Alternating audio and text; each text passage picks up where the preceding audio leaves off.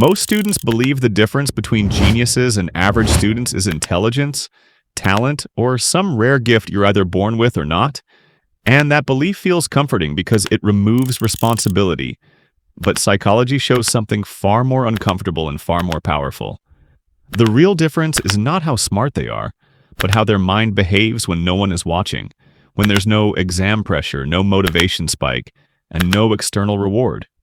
Geniuses don't think harder. They think differently by default. While average students wait for motivation, geniuses rely on mental habits that run automatically.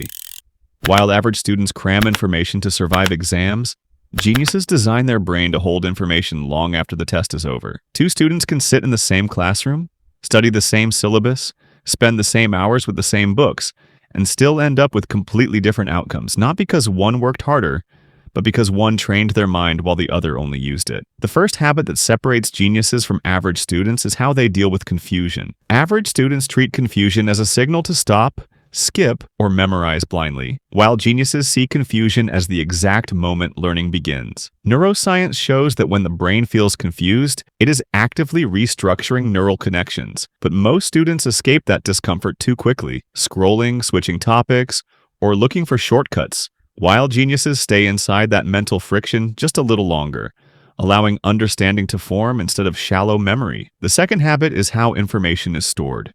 Average students store facts in isolation, memorizing chapters as separate units, while geniuses instinctively connect ideas across subjects, examples, and real-world situations. Their brain doesn't ask, "What is this?" It asks, "Where does this fit?" And that single shift multiplies retention without increasing study time. This is why geniuses can recall concepts years later, not because they reviewed more, but because the information was woven into a network instead of stacked like loose files. Another critical habit is how geniuses interact with boredom. Average students treat boredom as a problem to escape, filling every quiet moment with stimulation, while geniuses unconsciously use boredom as a thinking space. Psychology shows that deep insight often appears when the brain is understimulated, not overstimulated. Yet most students never reach that state because silence feels uncomfortable. Geniuses, on the other hand, allow their mind to wander just enough to form original connections, turning boredom into a mental advantage instead of a weakness. The next habit is brutally simple but rarely practiced.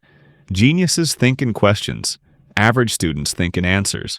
Average students want quick certainty because it feels productive, while geniuses delay closure, constantly asking, "Why does this work? What happens if this changes? And how does this connect to what I already know?"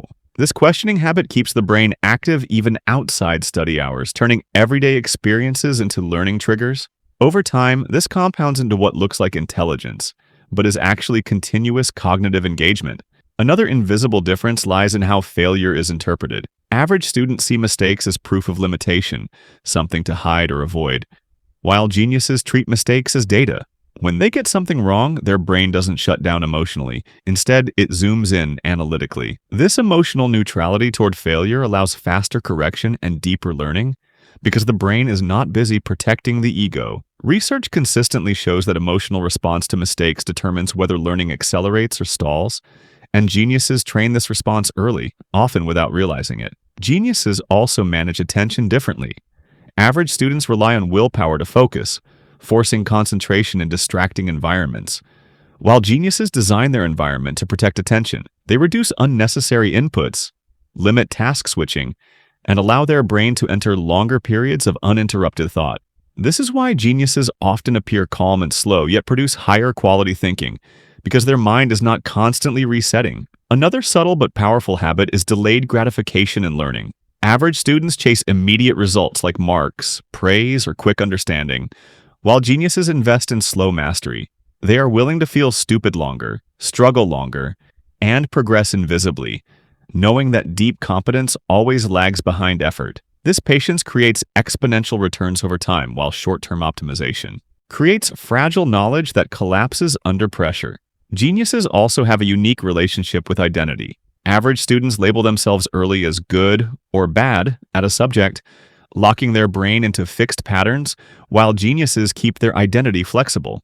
They don't say, "I'm bad at math." They say, "I haven't figured this out yet," which keeps the brain open to growth. This small language difference changes neural engagement and persistence dramatically. Another habit that separates them is reflection.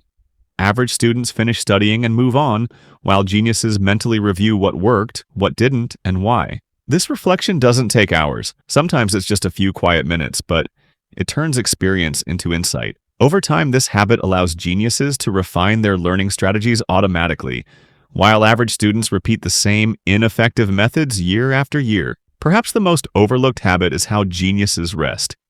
Average students rest to escape thinking, while geniuses rest to support thinking.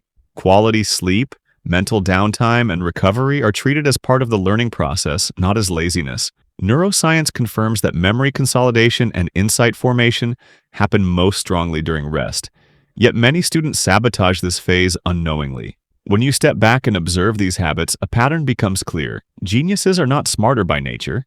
They are smarter by design. Their daily mental behaviors continuously train their brain, even when they're not studying, while average students only activate their mind during exams. The gap between them doesn't form in classrooms, it forms in quiet moments, reactions to difficulty, and unconscious habits repeated every day. The most powerful realization is this: none of these habits require more time, money, or talent. They require awareness. The moment you start staying with confusion, connecting ideas, using boredom instead of escaping it, thinking in questions, and treating mistakes as data, your brain begins to change. Intelligence stops being something you chase and becomes something you build. And once these habits become automatic, the line between genius and average quietly disappears. Not because you became extraordinary overnight, but because you trained your mind to work the way geniuses always have.